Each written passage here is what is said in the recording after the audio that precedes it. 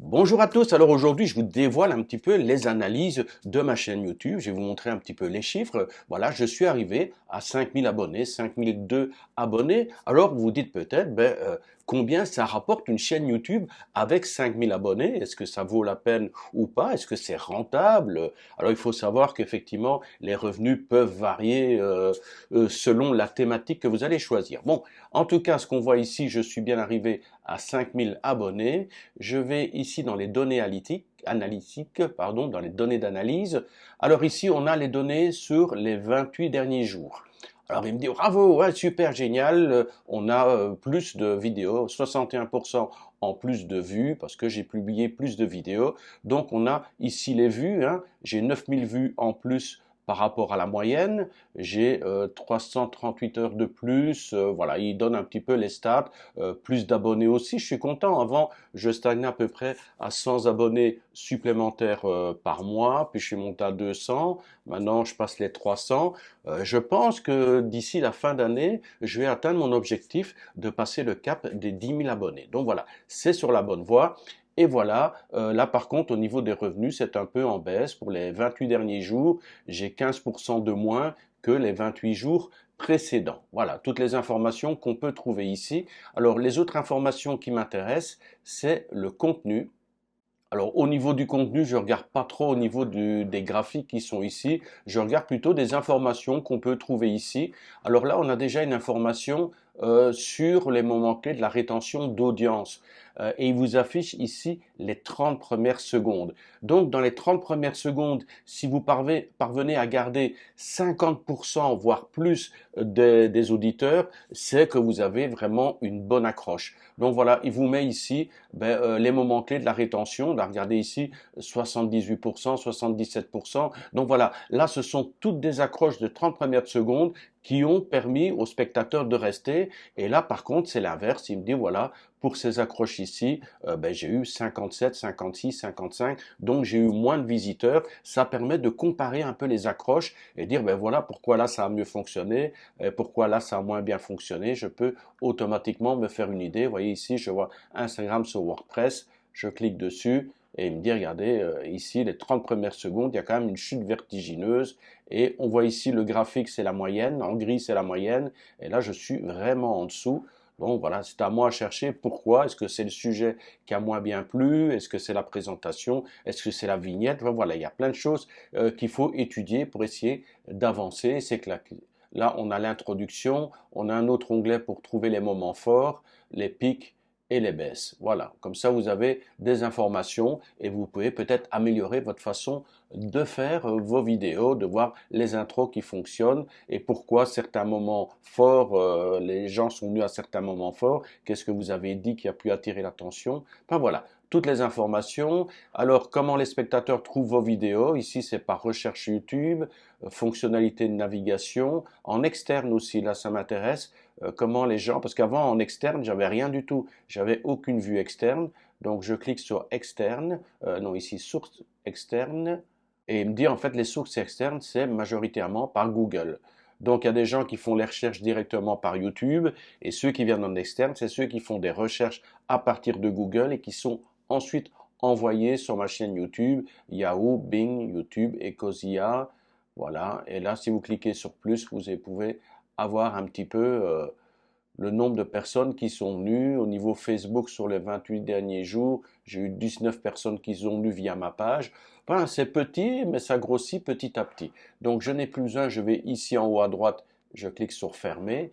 Voilà, ça c'est pour le contenu. Voilà, et prenez la peine de visiter un petit peu, il y a des informations intéressantes. Également au niveau de l'audience pour les 28 derniers jours. Et voilà, il dit les vidéos qui ont contribué à élargir mon audience. Je peux voir les chaînes qui sont regardées par mon audience. Donc, qu'est-ce qui visite d'autres comme chaînes? Je connais toutes ça. Peut-être Damien Bernal, je connais pas. Donc, je peux aller voir ensuite qu'est-ce que les gens visitent, qu'est-ce qui les intéresse. Contenu regardé par votre audience et il me donne carrément non pas les chaînes qui vont visiter, mais les vidéos qui ont eu du succès auprès des gens qui visitent également ma chaîne. Là, très intéressant ici, la période où les spectateurs consultent YouTube. Oui, je vois que c'est le dimanche, hein. Si je publie dimanche vers 14-15 heures. Là, c'est à ce moment-là où j'ai le plus de vues, d'habitués, d'abonnés qui viennent me visiter ou même de non-abonnés. C'est vraiment les périodes. On voit ici les périodes qui sont les plus visitées. Mais on voit que le dimanche, à partir de 14 heures jusqu'à 3 heures du matin, je parle ici en heure de Thaïlande, hein, pour vous, il y a le décalage horaire, mais moi, je sais que je dois publier à peu près vers 14 heures ici le dimanche. Le samedi, ça a l'air intéressant aussi. Enfin voilà, vous voyez quelles sont les meilleures heures pour publier, et comme ça, vous aurez publié non pas dans un creux. Il faut que votre vidéo réagisse tout de suite, hein. Dès que vous la publiez, plus vous avez des vues, des actions, des interactions dès la publication de votre vidéo, et plus YouTube va se dire, ah, cette vidéo semble intéresser les gens, donc je vais la remettre en avant, qu'elle soit visible encore plus parce que ça a l'air d'intéresser les gens. Donc, visez les créneaux qui sont les plus visités. Et ben, pour cette petite vidéo, on va juste maintenant terminer par les revenus. Je clique sur revenus, voilà. Et là, j'ai un revenu pour les 28 derniers jours de 179 dollars. Alors, on va regarder sur une année, tout simplement, qu'est-ce que ça m'a rapporté ma chaîne YouTube sur une année, parce qu'en fait, elle est quasiment jour pour jour. J'ai regardé ça tout à l'heure. Donc, je vais cliquer ici, j'ai 28 derniers jours. Je vais marquer, à la rigueur, je peux cliquer depuis toujours. Voilà. Et regardez mes revenus. Avant, je n'avais pas les 1000 abonnés, je n'avais pas les 4000 heures de vue, donc j'avais aucun revenu. Et mon premier revenu, c'est pas le lundi, voilà, le mardi. Le mardi 19 avril, mon premier revenu a été de 40 cents, 40 centimes de dollars, voilà, le 19 avril 2022. Et aujourd'hui, nous sommes le 17 avril 2023. Donc, dans 2 jours, il y aura un an jour pour jour. Et en un an, depuis que ma chaîne est monétisée, j'ai gagné 1442, quasiment 1450 dollars sur un an. Donc vous voyez, pour l'instant, c'est pas, il n'y a pas de quoi en vivre avec 5000 abonnés. Ça dépend vraiment des thématiques aussi. Et plus j'aurai des vues et plus je vais rentabiliser. Là, je ne suis qu'à 5000 abonnés. Hop, depuis toujours. Donc voilà, 1450 dollars, ça me fait en quelque sorte un 13e mois, hein. Voilà, si vous avez une chaîne YouTube et vous avez à peu près 5000 abonnés, vous pouvez espérer avoir, à la rigueur, selon votre CPM, avoir un 13e mois. Pourquoi pas, si ça vous bouffe pas tout votre temps, ça peut être un sympathique complément de revenus, jusque peut-être un jour vous allez percer, exploser, il y aura un buzz, pardon, vous aurez de plus en plus de gens qui vont vous visiter, et là je vous souhaite d'arriver à 1500 dollars par mois, voire 2000 dollars par mois, mais là on parle vraiment de revenus publicitaires, c'est uniquement les revenus de la publicité YouTube, sachant qu'on peut faire également de l'affiliation, sachant, je vous montre ici sur la chaîne YouTube, sachant qu'on peut également, je vais dans vidéo, je vous montre par exemple cette vidéo-ci. Bonjour à tous et bienvenue. Voilà, et vous pouvez par exemple demander ici des dons, là par exemple merci, si les gens cliquent, ils peuvent me faire un don. Pour l'instant, il n'y a personne qui le fait, donc peut-être si vous faites des chats, là à ce moment-là, ça peut être rentabilisé.